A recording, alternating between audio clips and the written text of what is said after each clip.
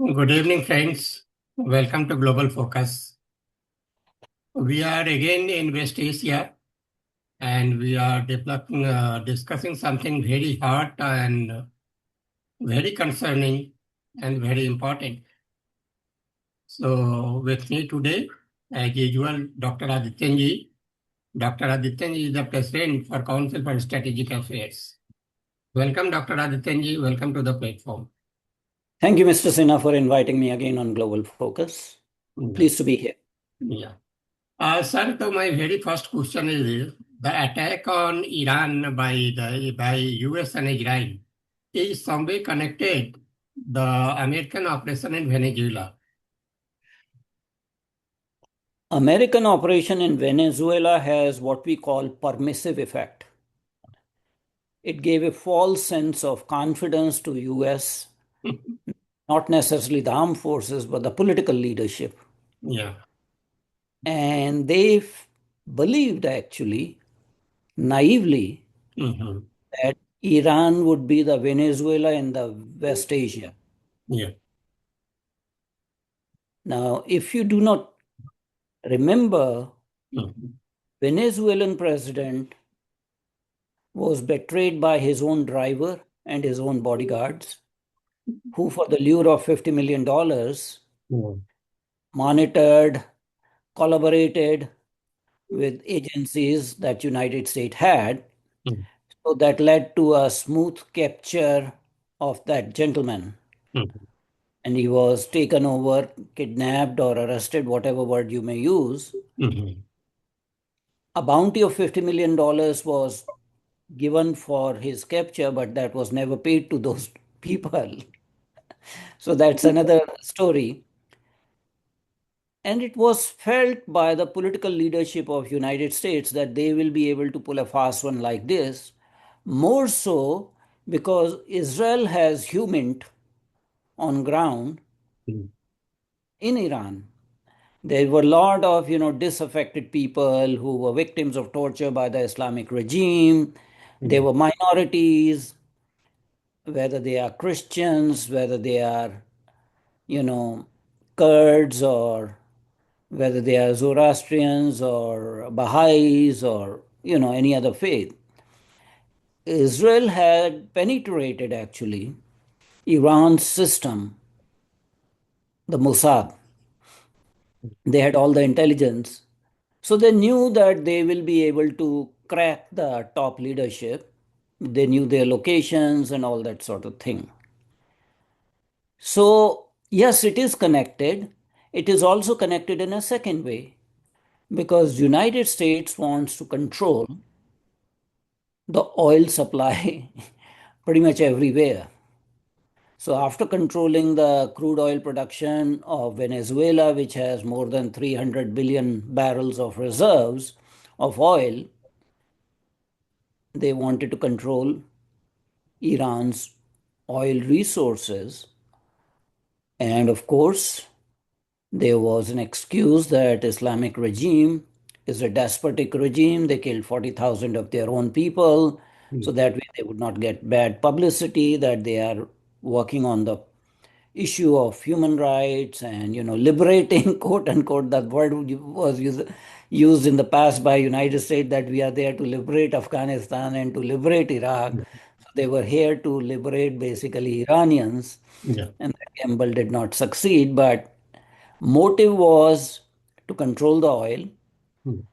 and it was linked to Venezuela because it gave boosted their confidence to the Mhm. extent that they did not plan properly.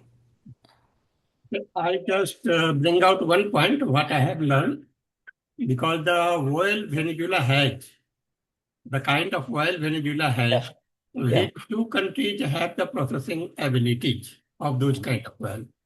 And the kind of oil that Iran has, those oil are needed to process those oils, actually the Venezuelan oil. So that was the one point. For that, the US needed Iran's oil so that they will be able to use the Venezuela oil. So, am I correct? Look, United States is self-sufficient in its energy production. Mm. Over last 2 decades, They have consistently used the slogan drill baby drill. So they have been drilling more oil Mm. wells everywhere. Mm. They have been using hydraulic fracturing and having underground deposits of oil by, with water pressure, fracturing the rocks. It's called fracking, and creating gas wells as well as oil wells. So if you look at the whole scenario, Mm. United States is self-sufficient. They are exporters of energy. But greed has no bounds. Greed has no bounds.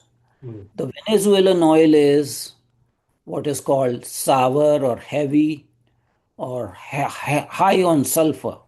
Right. In fact, there is a refinery in India that can actually deal with it. That's a Jamnagar refinery of Mm. Reliance. But it is not so much about, what kind of oil United States needs. Mm. They just are the reigning hegemon. And the reason US went is different from the reason Israel went. And actually, it is stated that it was Israel's prime minister who pressed upon Mr. Trump to attack Iran. And this gentleman does not have much strategic sense, was persuaded to attack. Israel has totally different motive.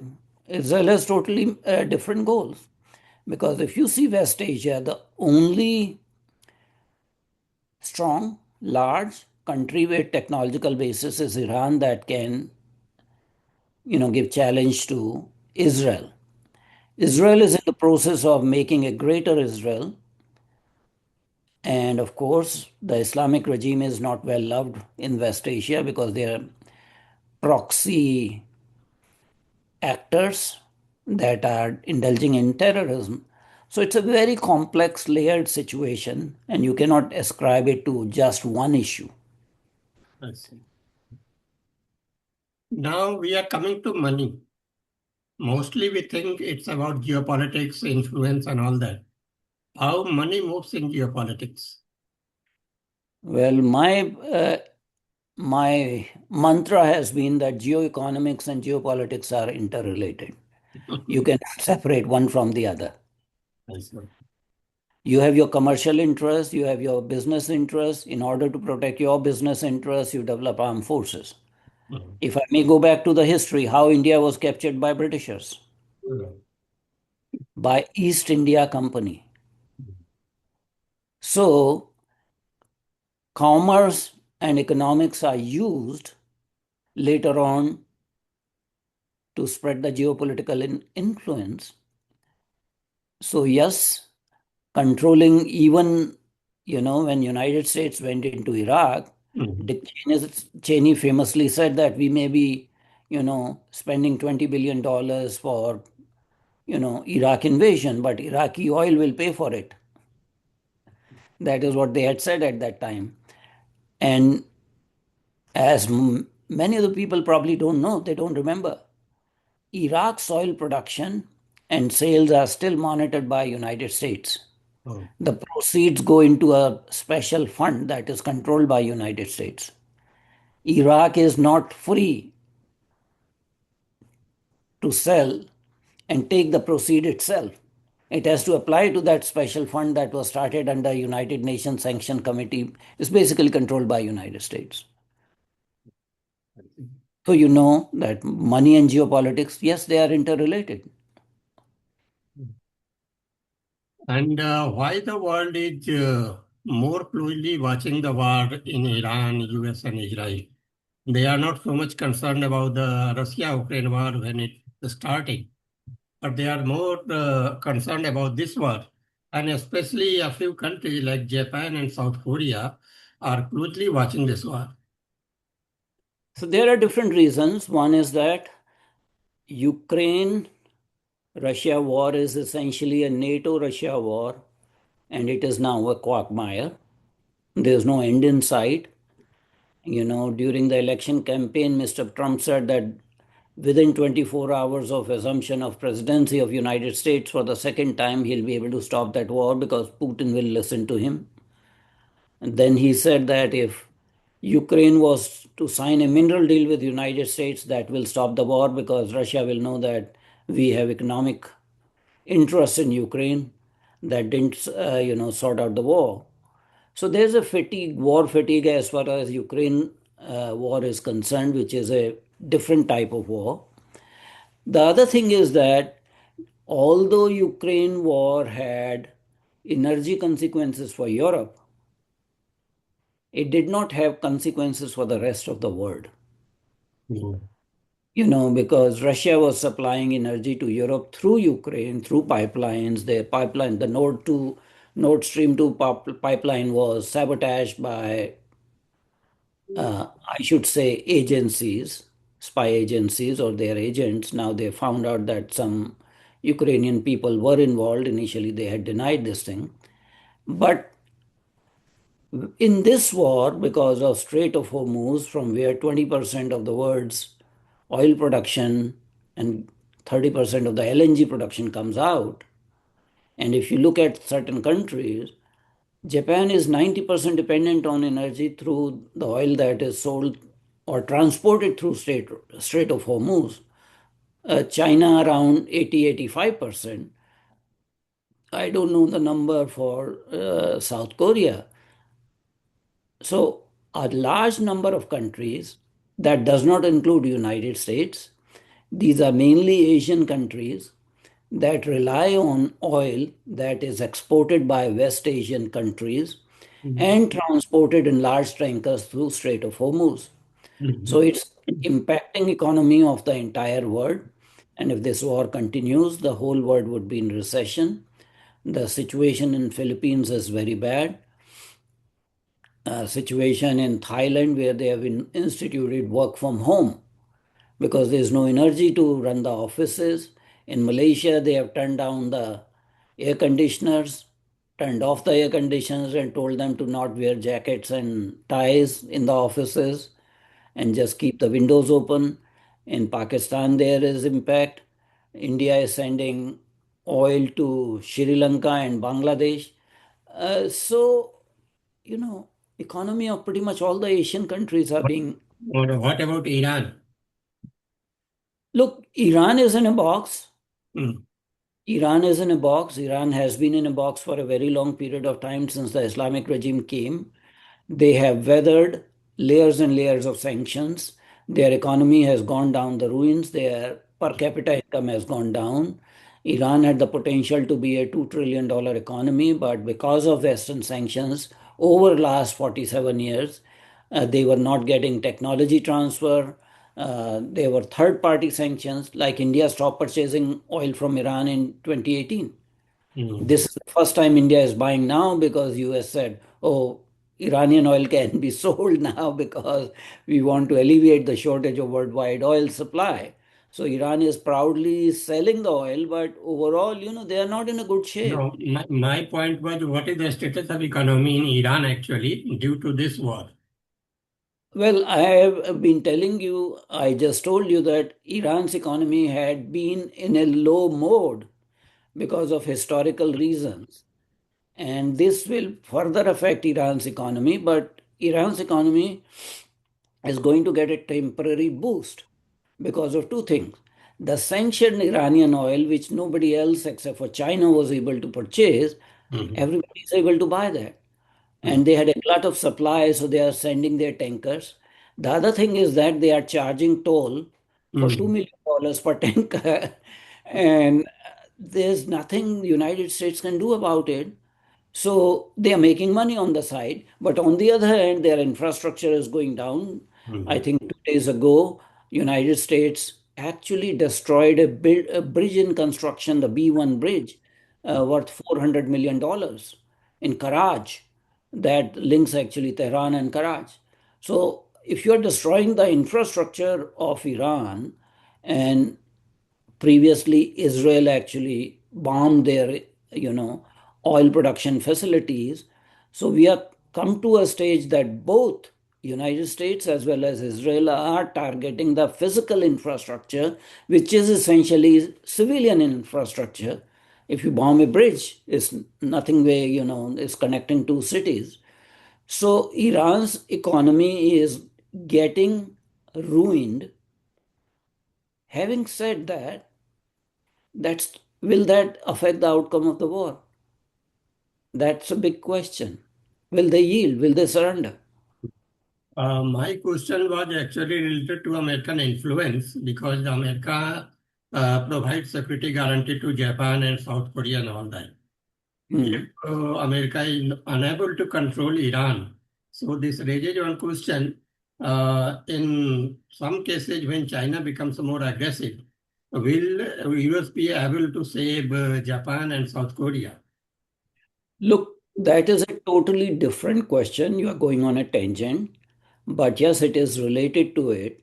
So, what is going to happen? Mr. Trump, in the address to the nation for 20 minutes on, I think, Thursday night, basically said the war will continue for 2 or 3 more weeks. We are going to hit them hard. So, he is giving all the indications that he is going to escalate this, which is a Himalayan blunder. United States is in a position of having a hot potato in their throat. They can neither swallow it nor spit it out. Either outcomes are not good for them. But what it is reflecting, Mr. Trump berated the NATO allies that they didn't come and help with the, opening with the Strait of Hormuz, whether it is Britain, whether it is Italy. Spain closed the airspace, Italy turned the airplanes back. Initially, UK refused to help. What is happening that there is a fracture in the Western alliance. Geopolitical situation is fluid, and you are seeing transformation geopolitically of the world. And in that process, United States is showing its impotence when it has to exhort the countries. Oh, you come to Strait of Hormuz, you bring your ships and you take the oil and you make profit. Why you are yelling like that? Because you are impotent. You cannot control Strait of Hormuz. That's the reality in cold terms. Now, these countries in Asia, whether it is South Korea and Japan, are watching that US is not able to do anything. They have their own interests. What are their interests? They want to be secure. And while this war is going on, US is dismantling their security structure.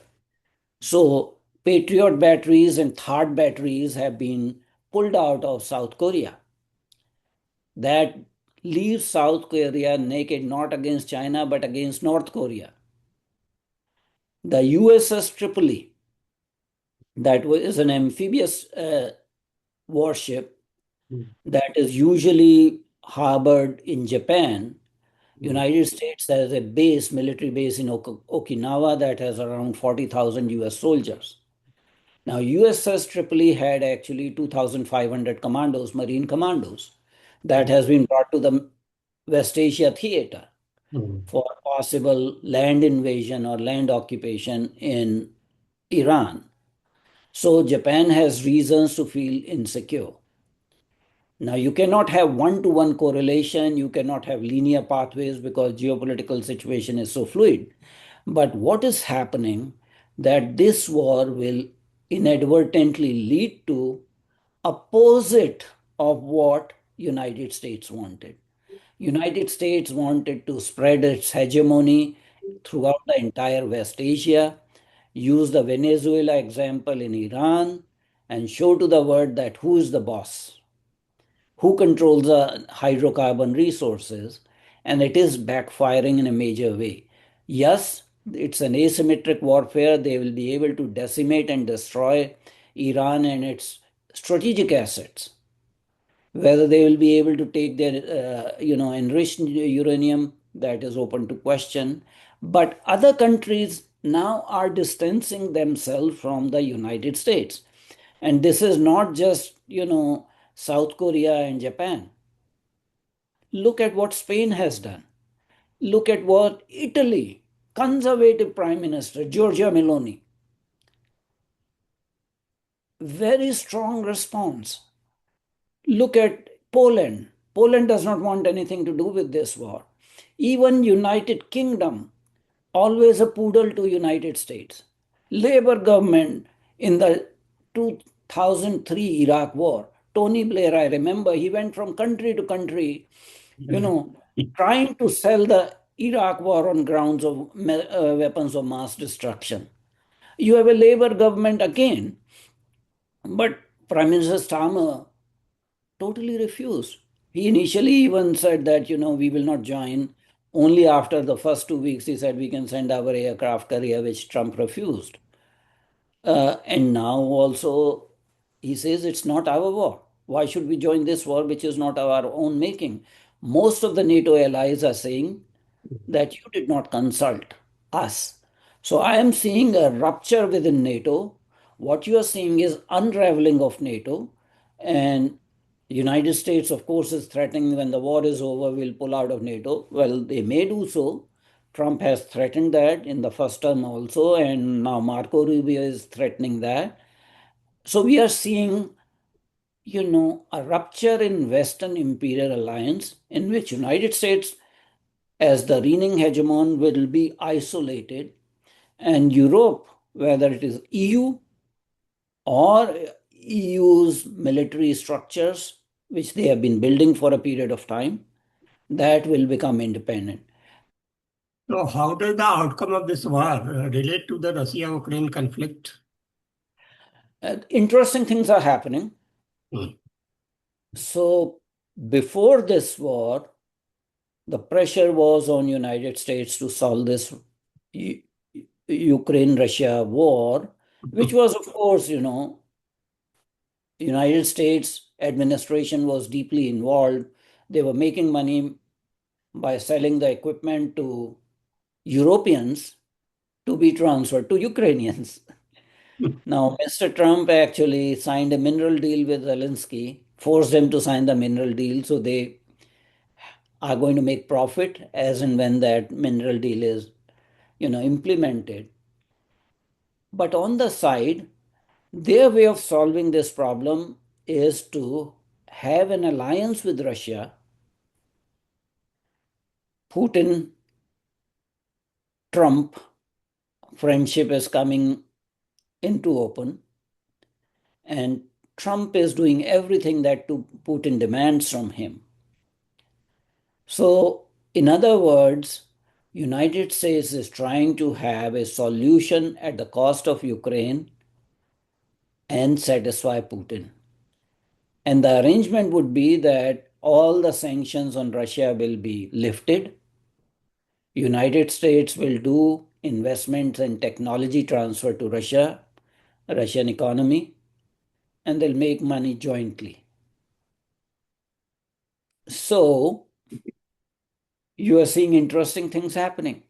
We are in a very fluid situation. You don't know who will do what next. I can tell you very closer to in September of 2025, Hmm. Saudi Arabia and Pakistan signed a deal, Hmm.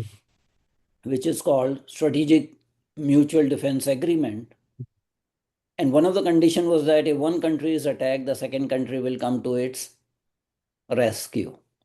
Something akin to Article 5 of the NATO agreement. What happens in this war happens in West Asia? Pakistan does not want to come to Saudi Arabia's rescue now. Okay? Saudi Arabia gave hint, Pakistan started a war with Afghanistan that we are preoccupied there. And Fraud Marshal Asim Munir, or Field Marshal Asif Munir, he basically told his country's Shia citizens that if you are so concerned about Iran, you can go to Iran and fight for Iran. Such a blunt message to his own citizens. So Pakistan doesn't want to get involved, itself in one way or the other. So they are kind of caught in the pincers. On one hand, Saudi Arabia wants to help from them. In fact, two things have happened. Saudi Arabia demanded return of $6.5 billion loan they gave to Pakistan twice to bail their economy. Yeah. And UAE is asking for return of a loan of $3.5 billion by end of April. By end of April. So very funny things are happening geopolitically. All the old alliances or nothing is working. You are in such an unpredictable, fluid geopolitical environment that new things are happening. The interesting question is, can Pakistan help any country in a war? Look, Pakistan on paper has certain assets. Okay. It does have a large army. Will Pakistan send its army to protect Iran? No. Will Pakistan send its army now Mm, protect Saudi Arabia? No, because they are very afraid of Iran also.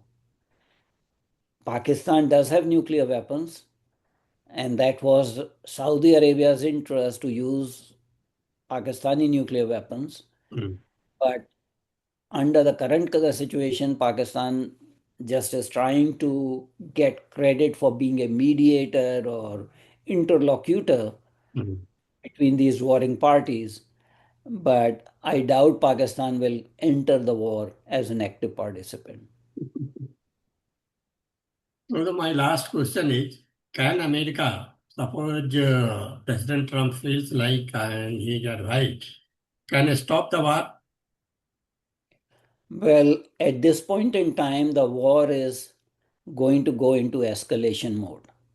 You look at all the wars the United States has conducted, you know, they have massive air power, they have massive air superiority that gives a false sense of bravado. When Vietnam Wars started, they said initially we'll send only 3,000 troops to Vietnam. What happened? As the war dragged on, there were like more than half a million US troops. There were 58,000 US casualties. There, died. People died and many more wounded. Similarly, what happened in Iraq war in 2003. So there is, if you don't have a definitive goal, definitive objective, there's going to be a mission creep. The war is going to get dragged on. In the last address to the nation, Mr. Trump said, okay, bear with me for 2 or 3 more weeks. We will end it.